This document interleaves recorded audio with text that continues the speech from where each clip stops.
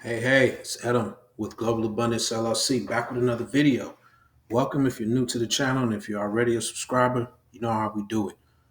Uh, on this channel, we talk about real estate investing on the residential and commercial side. So if you find value here, go ahead and represent one time for us and hit that like button, subscribe, and share. The more info we have that we can take action on today, the better off we'll all be. We also have a free VIP group for like minded individuals focused on digging deep into real estate investing. So we'd love to have you join us over there. So I'll leave the link below in the description for that. Today's video is for all my investors out there, specifically my tax lien and tax deed investors. We're talking about OTC properties. So strap in and let's get started. All right, so over the counter properties or OTC properties is something that's been around for a long time, but not a lot of people know about it.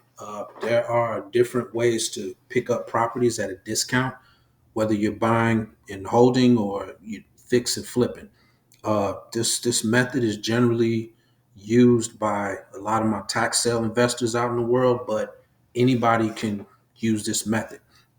So OTC properties are, exactly what it sounds like. You can literally go to certain counties and buy available properties right over the counter. Just like, walking into the grocery store and buying your favorite fruit, you can walk into the county or purchase these properties right online. Believe it or not, these aren't always junk properties. And I'm talking about vacant land, single family homes, and even commercial buildings. Now, these type of properties are both tax deed and tax lien.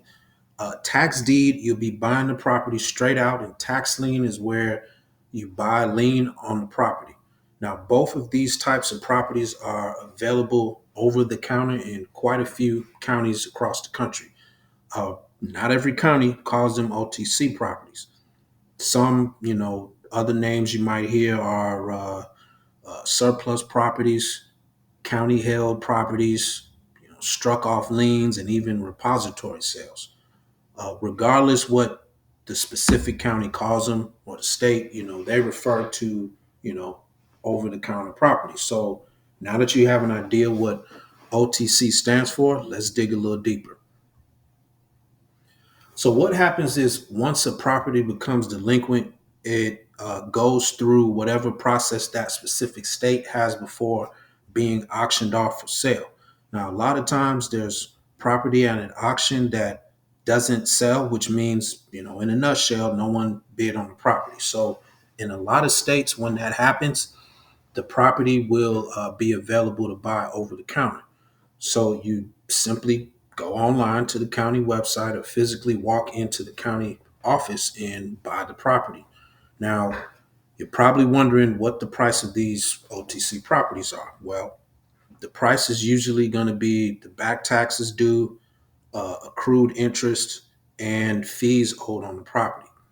Now, if it sits on the county's list for some time, certain areas will, start to lower the price of that property until it finally sells. Uh, the great thing about these type of properties is there's usually no one bidding on the property after the auction is over.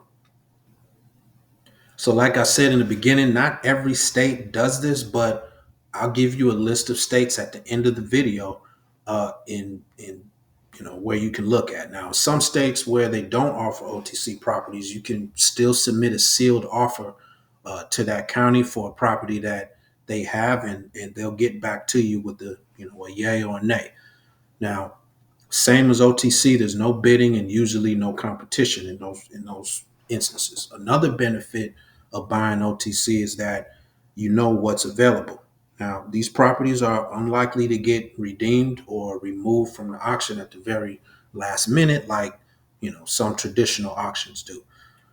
Uh, for the majority of the properties, the only chance they'd be removed from the OTC list is in the event that another investor walks in, beats you to the punch, and buys that property before you do. So this allows you to take the time you need for due diligence on the property. Now, every strategy has its pros and cons, right? So, OTC properties fall in that bucket also. Now, we just talked about a few pros behind this method, but let's talk about the cons. The main negative aspect is this: uh, an owner falls behind in their property taxes to the point where they lose the property, uh, and a tax lien is filed against the property. From there, the property goes to auction, and no one at the auction decides to, make a minimum bid. Then, the property is now, it gets offered over the counter. So basically, there's a property owner who doesn't pay the taxes, and then a room full of bidders at auction that don't want that property. Now, it's possible that, the property slipped through the cracks for a number of reasons, but the reality is the property probably has some issues most investors don't want to deal with, or they would have scooped the property up. With that said, there will be a lot of worthless properties on the OTC list. Narrow properties and, unbuildable lots because of, funky shapes, property lines, flood zone properties, or properties with hazardous material issues, and even landlocked properties. So a large portion of OTC properties wouldn't be the type of properties you would buy twice on Sunday, especially ones that have been, sitting on the OTC list for a while, like a year or longer. This goes back to doing your due diligence. You wouldn't walk onto a car lot blindfolded and pick any old car, would you? So same here. You have to find the value play in the property, and you know uh, that other people have missed, and so you're not buying a worthless piece of junk. Essentially, this isn't a scare tactic, but I'd be wrong to not point out the risk associated with these type of properties. So when it comes to buying OTC, you can get good deals here and there if you're extremely careful and diligent with your research. So where exactly do you find these type of properties? Well, go ahead and call the county clerk's office and ask them to get a copy of the OTC list. Now remember, every county doesn't call it the same thing. So if a clerk asks you what is OTC, you simply explain to them that you'd like a list of all the properties that didn't sell at the auction. Now, if they have them posted online, they'll give you the link so you can just check them out, or send you the physical list for a small fee or free in some cases. Now, the play for you is to check the OTC list early and on a regular.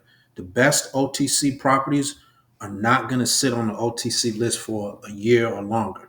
Okay, so most of the gems don't even make it, a month on the list. So what you'll want to do is grab the best properties as soon as they hit that list.